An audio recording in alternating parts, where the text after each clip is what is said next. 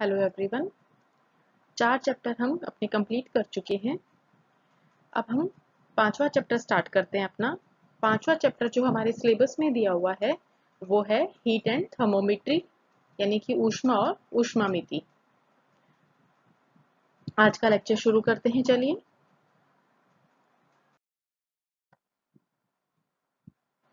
Chapter 5 जो है हमारा हीट एंड थर्मोमेट्री, उसके अंदर आपको 5 टॉपिक दिए गए हैं सिलेबस में। मैं पहले सबके नाम बता देती हूँ आपको। पहला टॉपिक जो है वो है concept of heat and temperature, यानी कि ऊष्मा और तापमान का कॉन्सेप्ट क्या होता है वो हमें देखना है।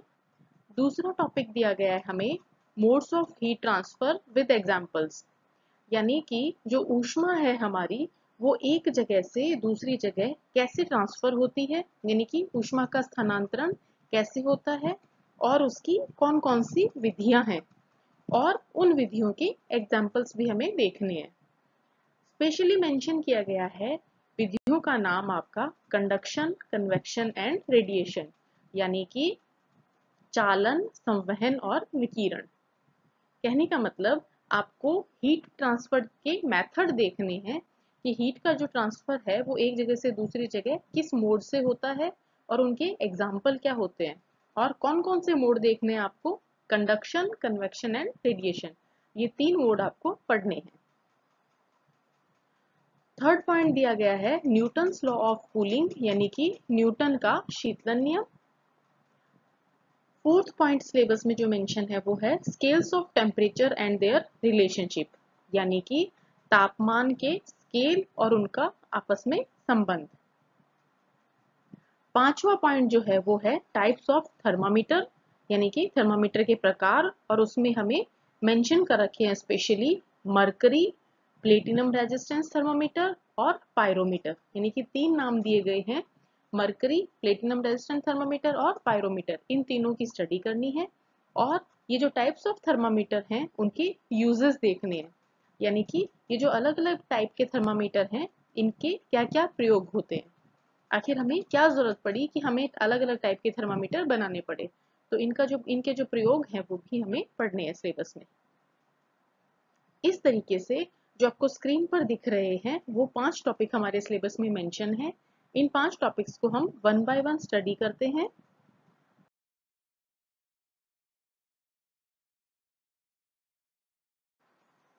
आज के लेक्चर में हम जो टॉपिक देखेंगे वो है concept of heat and temperature, यानी कि ऊष्मा और तापमान का कॉन्सेप्ट, कि ऊष्मा क्या होती है और तापमान क्या होता है। चलिए आज का लेक्चर शुरू करते हैं। सबसे पहले देखते हैं कि टेम्परेचर यानी कि तापमान क्या होता है। तो देखिए, तापमान क्या है, जब हम किसी भी वस्तु को छूते हैं, यानी कि कोई भी चीज को हम टच करते हैं, तो या तो वो हमें ठंडी लगती है या फिर वो हमें गर्म लगती है। यानी किसी भी वस्तु के ठंडे या गर्म होने को जो हम महसूस करते हैं उसे हम महसूस करते हैं तापमान की वजह से। या फिजिक्स के टर्म में कहा जाए तो कहा जाता है तापमान किसी वस्तु की उष्णता का माप है, यानी कि कोई वस्तु कितनी गर्म है या कितनी ठंडी है, इसका जो मेजरमेंट है, इसका जो माप है वो तापमान होता है। यानी तापमान से हमें ये पता चलता है कि वस्तु ठंडी है या गर्म है। तापमान को हम कैपिटल टी से लिखते हैं, ठीक है। तो कहीं अगर चैप्टर में आपको जहां दिखेगा कैपिटल टी, इसका मतलब वो टेम्परेचर है।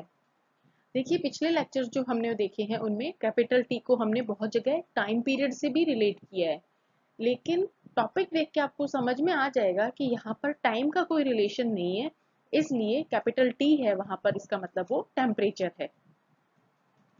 अब एग्जाम्पल के लिए क्या कहता है कि अगर कोई वस्तु है, मान लीजिए उसका टेम्परेचर है 20 डिग्री और कोई दूसरी वस्तु है उसका टेम्परेचर है 40 डिग्री, तो हम क्या कहते हैं कि जो दूसरी वाली वस्तु है वो गर्म है और पहली वस्तु ठंडी है।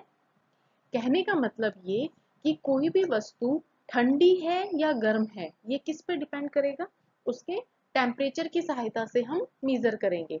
जिस वस्तु का तापमान कम होता है वो वस्तु ठंडी होती है, और जिसका तापमान ज्यादा होता है वो वस्तु गर्म होती है।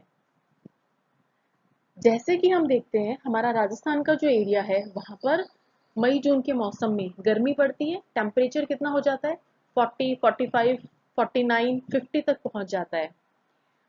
वहीं सर्दियों के मौसम में क्या होता है, temperature 12 degree, 15 degree, 0 degree, minus में भी चला जाता है। तो जब टेम्परेचर का मान कम है तो इसका मतलब वो वस्तु ठंडी है, और अगर टेम्परेचर का मान ज्यादा है तो वो वस्तु गर्म है। अब कोई भी वस्तु या कोई भी मौसम है वो आपको ठंडा या आपको गर्म कैसे लगेगा? देखिए तापमान जो होता है वो एक सापेक्ष राशि है। जैसे जब आप किसी भी गर्म पानी के अंदर हाथ डालेंगे तो आपको पानी गर्म लगेगा, और उसी के साथ आप बर्फ के हाथ लगाएंगे या फ्रिज के से निकाली हुई किसी बॉटल को टच करते हैं तो वो आपको ठंडी लगेगी। तो गर्म और ठंडे का कॉन्सेप्ट क्या होता है कि आपकी बॉडी का जो टेम्परेचर है, अगर किसी वस्तु का तापमान आपके शरीर के तापमान से ज्यादा है तो वो आपको गर्म लगेगी। इसी तरीके से अगर उस वस्तु का तापमान आपके शरीर के तापमान से कम है तो वो वस्तु आपको ठंडी लगेगी। ठीक है। इसी तरीके से अगर हमें दो वस्तुओं की तुलना करनी हो तो हम क्या बताएंगे कि जिस वस्तु का तापमान कम है वो वस्तु ठंडी है, और जिस वस्तु का तापमान ज्यादा है वो वस्तु गर्म है। जैसे अगर मान लीजिए चाय के दो कप हैं, उनके अंदर एक कप का टेम्परेचर है 20 डिग्री और दूसरे कप का टेम्परेचर है 21 डिग्री। ठीक है। अब देखिए 20 डिग्री और 21 डिग्री में ज्यादा कोई डिफरेंस है नहीं, तो अब इसमें आप कैसे कहेंगे कि कौन सी गर्म है और कौन सी ठंडी है? यहाँ पर हम जब देखते हैं तो हम दोनों की सापेक्ष तुलना करते हैं, यानी कि हम क्या कहेंगे कि जो 20 डिग्री वाली वस्तु है उसका तापमान 21 डिग्री वाली की तुलना में कम है, ये आप मानते हैं। इसका मतलब 21 डिग्री वाले कप की तुलना में वो 20 डिग्री वाला जो कप है वो ठंडा है दोनों ही गर्म। मान लीजिए चाय है वो गर्म है तो है दोनों ही गर्म, लेकिन जिसका तापमान ज्यादा है, भले वो आधा डिग्री ज्यादा है या 1 डिग्री ज्यादा है, लेकिन जिसका तापमान ज्यादा है उसकी तुलना में जो दूसरे वाली वस्तु है वो ठंडी कहलाएगी। इसी प्रकार जो कम तापमान वाली वस्तु है उसकी तुलना में दूसरी वाली वस्तु गर्म कहलाएगी। ठीक है, समझ में आई ये चीज? अब हम ये देखें ये तापमान जो है आता कहाँ से है या ऐसा क्यों होता है? तो देखिए आपने केमिस्ट्री में पढ़ा होगा कि गैसों का एक अणुगति सिद्धांत होता है, मॉलिक्यूलर मोशन होता है गैसेस का। यानी कि उस गैस के अंदर जो सूक्ष्म कण होते हैं या उस वस्तु के अंदर उस जो सूक्ष्म कण होते हैं, आपने केमिस्ट्री में ये भी पढ़ा होगा, सूक्ष्म कण यानी कि कोई भी वस्तु है वो अणुओं से मिलकर बनी होती है, अणु परमाणुओं से मिलकर बने होते हैं, और परमाणु इलेक्ट्रॉन और नाभिक से मिलकर बने होते हैं, नाभिक प्रोटॉन और न्यूट्रॉन से मिलकर बना होता है। सूक्ष्म कण के रूप में हम जो मानते हैं वो हम मानते हैं प्रोटॉन, न्यूट्रॉन और इलेक्ट्रॉन। ठीक है। तो कहा जाता है कि कोई भी वस्तु है उसका तापमान उसके सूक्ष्म कणों की रैंडम मोशन यानी कि यादृच्छिक गति के कारण उसकी गतिज ऊर्जा के समानुपाती होता है। क्या कहना चाहता है? ये कह रहा है आपको कि कोई भी गैसों का अणुगति सिद्धांत कहता है कि कोई भी गैस है उसके जो अणु हैं वो रैंडमली इधर उधर गति करते रहते हैं, मतलब एक जगह से दूसरी जगह मोशन करते हैं, गति करते रहते हैं। ये गति करने के कारण इनके अंदर एक गतिज ऊर्जा होती है। अब बहुत से अणु हैं इसलिए सब अणुओं की अपनी अपनी गतिज ऊर्जा होती है। अगर हम गैस की गतिज ऊर्जा निकालें तो वो एक एवरेज गतिज ऊर्जा बोली जा सकती है। तो ये जो औसत गतिज ऊर्जा है, इस गतिज ऊर्जा के समानुपाती हमारा उस वस्तु का तापमान होता है। ये अणु आपस में गति करते रहते हैं, इनके कारण इनमें कुछ गतिज ऊर्जा होती है, और उस गतिज ऊर्जा का मान जितना ज्यादा होगा उतना ही उस वस्तु का तापमान ज्यादा होगा। ठीक है। नेक्स्ट फिर आता है हमारे पास कि तापमान के मात्रक क्या होते हैं। तो तापमान के कई मात्रक माने जाते हैं या कहीं आपको लिखे हुए मिलेंगे, जैसे कि डिग्री सेल्सियस भी होता है, केल्विन भी होता है, रोमर, फ़ारेनहाइट एक्सेट्रा एक्सेट्रा, जिनमें से केल्विन जो है वो तापमान का एसआई मात्रक होता है। जनरली हम जो टेम्परेचर नापते हैं किसी वस्तु का वो डिग्री सेंटीग्रेड में नापा जाता है। जैसे आप न्यूज़पेपर में जो पढ़ते हैं आज का तापमान इतना रहा, या न्यूज़ में सुनते हैं, या फिर बर्फ जो है वो 0 डिग्री, पानी जो है वो 0 डिग्री पे जमता है, 100 डिग्री पे उबलता है, ये सब डिग्री सेंटीग्रेड होते हैं आम बोलचाल की भाषा में जो हम यूज करते हैं।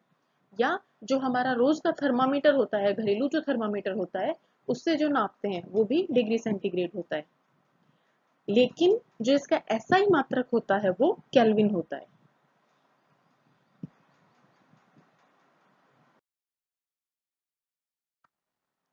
अब देखिए, क्योंकि हम टेम्परेचर पढ़ रहे हैं इसलिए मैं आपको, और ये 2-3 नाम हमने देखे हैं इसलिए मैं आपको इनका रिलेशन बता देती हूँ। बाकी इनका आपस का संबंध सिलेबस में अलग से टॉपिक में मेंशन है, जैसा कि हमने सिलेबस देखा था। अभी यहाँ पर टेम्परेचर की बात चल रही है और हमने ये 2-3 नाम देखे हैं, इसलिए इनका रिलेशन भी देख लेते हैं। देखिए, टेम्परेचर के मोस्टली जो यूज होते हैं या कॉमनली यूज किए जाते हैं वो 3 मात्रक माने जाते हैं। डिग्री सेंटीग्रेड, जिसे हम डिग्री बनाकर आगे सी लिख देते हैं, डिग्री फ़ारेनहाइट जिसे हम कैपिटल एफ से लिखते हैं, और केल्विन, ये 3 मात्रक होते हैं। अब होता क्या है कि आपको टेम्परेचर दे दिया, मान लीजिए 10 डिग्री सेंटीग्रेड। अब आपसे पूछे कि इसे फ़ारेनहाइट में बताओ कितना होता है। हम न्यूमेरिकल सॉल्व करते हैं तो मोस्टली देखते हैं एक यूनिट सिस्टम से दूसरी यूनिट सिस्टम में वैल्यूज को चेंज करते हैं। तो यहाँ आपको दे दिया कि कोई टेम्परेचर, जनरली जो तापमान से रिलेटेड क्वेश्चंस होते हैं उनमें ये फॉर्मूला बहुत इंपॉर्टेंट है। किसी भी कंपटीशन एग्जाम में देख लीजिए या फिर डे टू डे लाइफ में भी ये फॉर्मूला बहुत जगह काम आता है।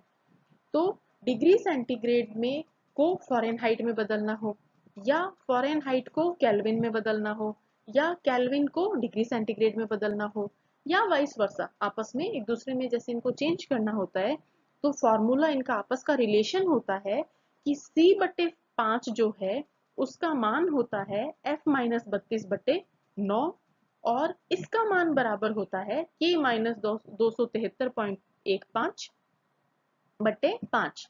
यानी अगर आपको डिग्री सेंटीग्रेड में कोई तापमान दिया हुआ है और फ़ारेनहाइट में निकालना है तो आप क्या करेंगे, C/5 बराबर F-32/9, इसके अंदर डिग्री सेंटीग्रेड में जो मान दिया हुआ है वो लिख दीजिए और फ़ारेनहाइट में वैल्यू निकाल लीजिए। इसी प्रकार से अगर फ़ारेनहाइट को केल्विन में चेंज करना है तो लास्ट के जो 2 फॉर्मूलाज हैं उनको इक्वल कर लेंगे। अगर सेंटीग्रेड को केल्विन में चेंज करना है तो पहला और तीसरा यानी कि C/5 बराबर K-273.15/5, इससे कंपैरिजन करके कर लेंगे। जो मान आपको दिया गया है वो पुटअप कर दीजिए और जो निकालना है वो पक्षांतरण करके निकाल सकते हैं। तो इनके बीच में, इन तीनों मात्रकों के बीच में ये संबंध होता है जो आपको स्क्रीन पर दिखाई दे रहा है। चलिए आगे बढ़ते हैं।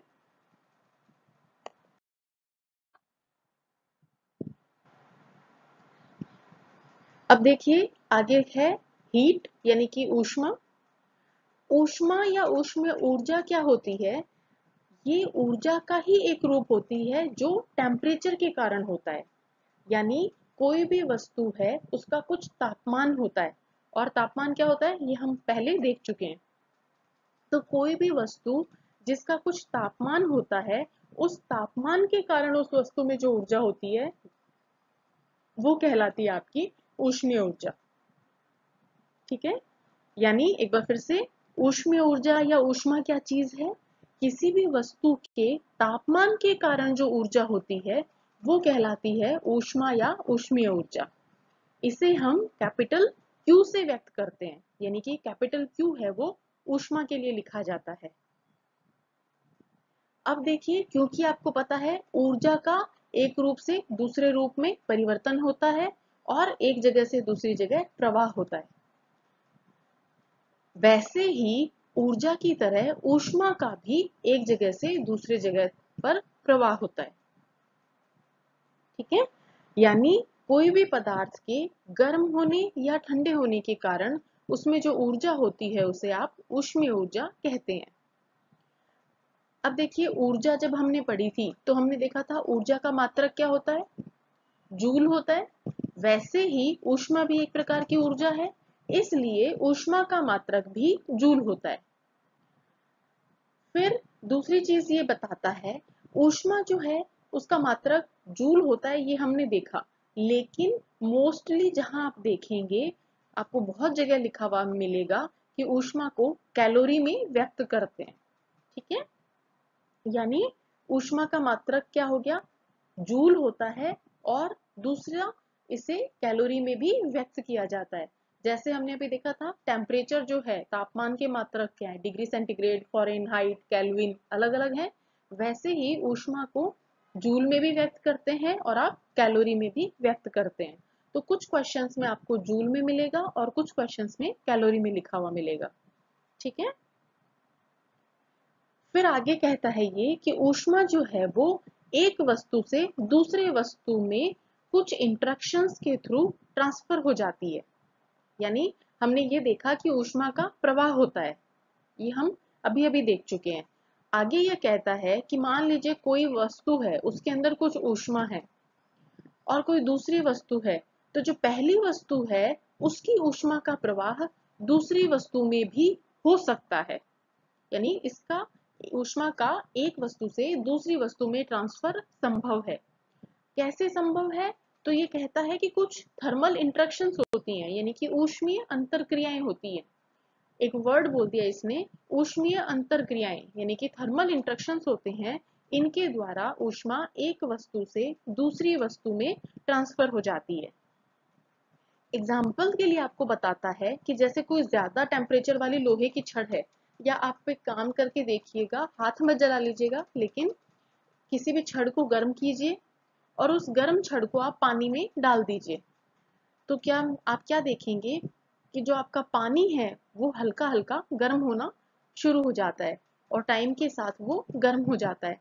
वैसे उसी के साथ वो जो आपकी छड़ है वो ठंडी हो जाती है। बहुत बार आपने देखा होगा कि कोई चीज बहुत गर्म है और हम उस पर पानी डालते हैं तो वो वस्तु ठंडी हो जाती है, लेकिन जो पानी हमने डाला है उसका टेम्परेचर बढ़ जाता है, वो गर्म हो जाता है। यानी इस कंडीशन में हम देख रहे हैं कि जो गर्म वस्तु थी उससे ऊष्मा का प्रवाह ठंडी वस्तु में हो गया। गर्म छड़ से ऊष्मा निकलकर पानी के अंदर ट्रांसफर हो जाती है। अब क्योंकि गर्म छड़ में से ऊष्मा बाहर निकल रही है, इसलिए वो तो ठंडी होती जाती है, और पानी जो पहले ठंडा था वो उस छड़ से ऊष्मा प्राप्त करता है, और ऊष्मा प्राप्त करने के कारण वो गर्म होता जाता है। ठीक है, कितना ठंडा होगा और कितना गर्म होगा डिपेंड करेगा कि गर्म वस्तु में कितनी ऊष्मा है और ठंडी वस्तु में कितनी ऊष्मा है। ठीक है, तो हमने अभी तक क्या देखा कि जो ऊष्मा है वो क्या होता है, ऊर्जा का एक प्रकार होता है। और कौन सी प्रकार की ये ऊर्जा क्यों होती है, अगर किसी वस्तु में कुछ टेम्परेचर है तो उसके कारण जो ऊर्जा है वो ऊष्मीय ऊर्जा है। ऊष्मीय ऊष्मा को हम क्यू से लिखते हैं, इसका मात्रक जूल होता है और इसे कैलोरी में भी व्यक्त करते हैं। और ऊष्मा का प्रवाह ज्यादा टेम्परेचर वाली वस्तु से कम टेम्परेचर वाली वस्तु की तरफ होता है। तो हीट का कॉन्सेप्ट आपका क्लियर है, टेम्परेचर हम पहले देख चुके हैं। तो जो बेसिक कॉन्सेप्ट था ऊष्मा और तापमान का, वो हमने देख लिया कि ऊष्मा क्या होती है और तापमान क्या होता है।